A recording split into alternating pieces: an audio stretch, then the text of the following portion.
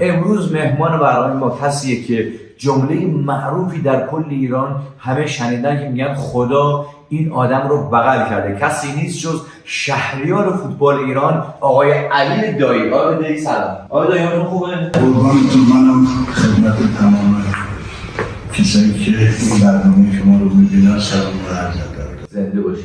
یه راهنمایی کوتاه در حد چند جمله به جوانانی که الان دارن کلیپو نگاه میکنن، به جوونا که میخوان آینده خوبی داشته باشن، در همه زمینه‌ها رشد کنن. لزوما فوتبال یا میادین ورزشی محل رشد نیست، میتونه از نظر علمی و چیز دیگه هم رشد بکنه آدم. حالا میخوام شما بگید که راز موفقیت شما در این 40 سال چی بود که 40 سال ما میشناسیم شما رو و اینکه در این 30 سال 40 سال 30 سال دیگه آره در این 30 سال راز موفقیت شما چی بود؟ آیا واقعا به خاطر این بود که خدا شما رو بغل کرده بود؟ ببین اول از همه من خوشحال میشم که خدا آدم رو بغل بکنه. چی حسی داده خدا رو بغل کرده بود؟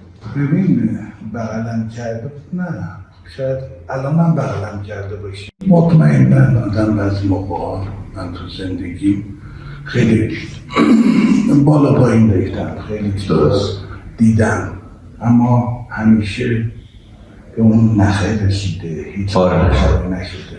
همیشه من وجود خدا رو تو زندگیم حس کردم. این بوده که هیچ موقع خسته نشدم. این بوده که همیشه خیلی از حرمت ها رو حفظ کردم. پدر و مادرم واسه من همه چیزم بودن. درست. احترام به اونا مطمئن باشیم. یه درس خیلی جاها میتونه به آدم کمک بکنه. احترام پدر و مادر. یه درس دیگه خب پشتواری که خودم داشتم. در شما هدفم رو درست انتخاب کردم. پشتواری خیلی خوبی داشتم. بعد چیزی میخواستم به دست بیارم، به هر روش و راه نبوده. راه مستقیم همیشه انتخاب کردم. تو راه مستقیم شاید سالها طول بکشه به هدفت برسی، اما هیچ موقع به راه نمیری و حلال حرام همیشه تو زندگی من لحاظ. بسیار عالی. درود بر شما، درود به این عزت نفس شما. آقای دایی، سوالی که من اینجا برام پیش میاد اینه که شما میگید به نخ رسید کار نشد زندگی من. اشاره کرده بودید در گزارش‌های قبلی، در مسابقه‌های قبلی که باتون داشتن که من از کارگری و جون کندن اومدم بالا و شروع به فوتبال کردم و در فوتبال رشد کردم و الان شما آقای گل دنیا هستید، درسته؟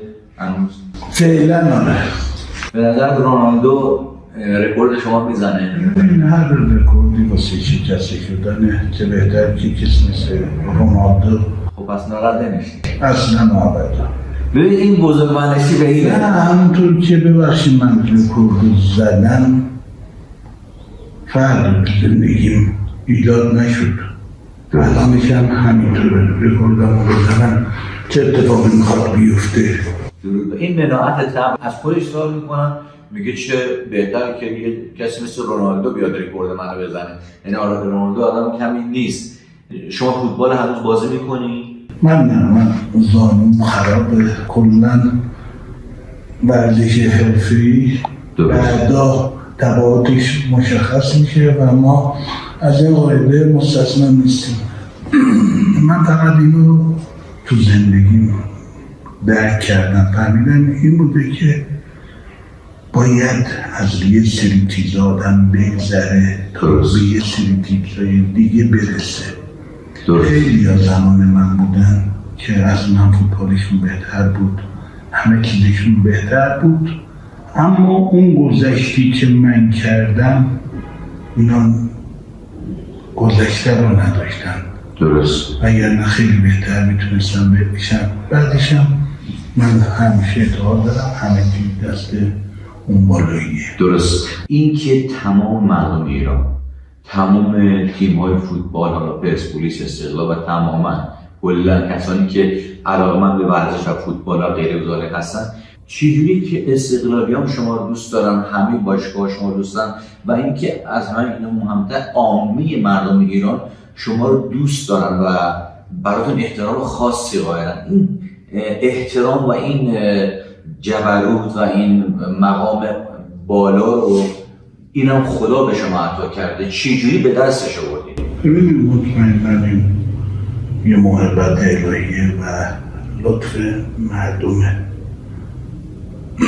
به نظر من مردم همه چیو خیلی خوب درست میدونن، میشناسن و میگم من تو زندگیم سعی کردم که سالم زندگی بکنم، درست زندگی بکنم و به نظر من اینا کمک کرده که درست مردم به ما همیشه لطف داشتن. هوش بالای شما جدا از پاهای جادویی و بازی جادویی شما در زمین فوتبال، هوش بالای شما در زندگی باعث شد که شما به این درجه برسید و اینکه یکی از خصیصه ها و خصلت های بسیار مهم و ارزشمند در وجود شما اینه که من شنیدم شما نسبت به هیچ کس حسادت نداشتیم.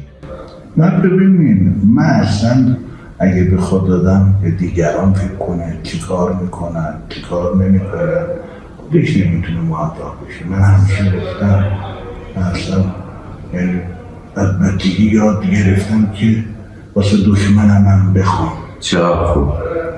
چون خیلی مزایا داره که برسه به رفیقت که داشته باشه و اینکه اصلا اون وقت رو ندارن که بخوام بذارم واسه اینکه به زندگی دیگران. سرمون تو زندگی خودمون باشید، چقدر خوبه. آقای من شنیدم که شما دست به خیر هستین و در این 30 سال گذشته هر کسی که دلیل موجهی داشته و شما تشخیص دادید که ایشون میتونه از شما کمک بگیره و در جبین خودتون میدیدین و در توان خودتون میدیدین، بی‌محابا مثل حاتم طایی میبخشید. من موندم علیرغم این همه پول و کمکی که در این 30 سال به مردم کردین چطور از ثروت شما و مکنت شما کمتر نشد که بیشتر شد؟ این دلیلش چیه؟ ما به این دنیا نیومدیم که فقط کار بکنیم جمع بکنیم.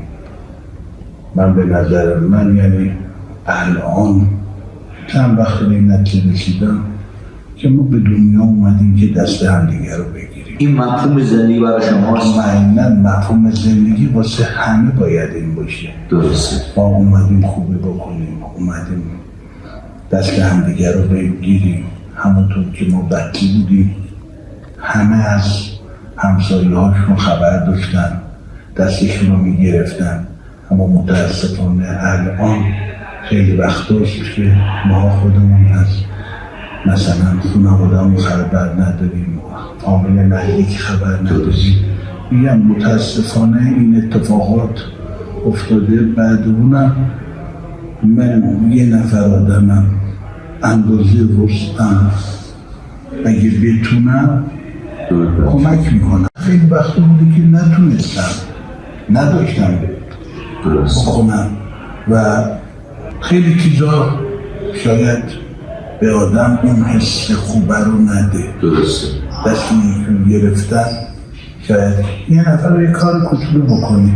درسته. به نظر من اون حس خوب میتونه هفته ها ماه ها تو رو خوشحال میگرداره و به نظرم همین که ما بتونیم به همدیگه خوبی بکنیم، بتونیم به همدیگه نیکی بکنیم، مهربانی بکنیم، بزرگترین چیز تو این دنیا.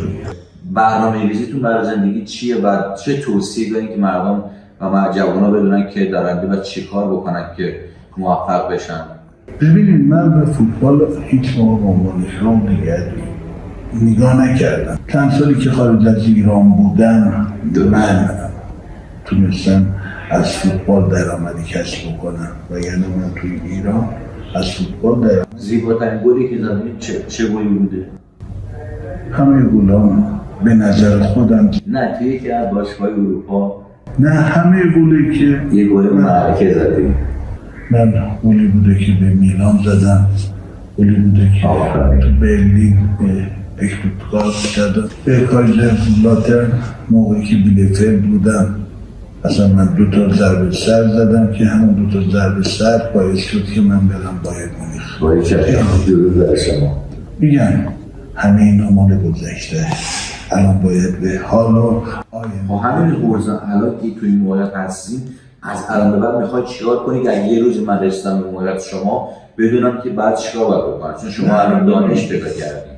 ببینیم ما کار نکنیم مثلا میایم سر کار نیاییم نمیتونیم. درود بر شهریار فوتبال ایران فقط یک فوتبالیست حرفه‌ای و تاریخی نیست، بلکه افلاطونیه برای خودش، یه فیلسوف بزرگیه که داره حرفهایی رو میزنه که من حسن ریوندی به عنوان یک شومن اینجا واقعا تحت تاثیر قرار گرفتم به خاطر صحبت‌های بسیار ارزشمندتون.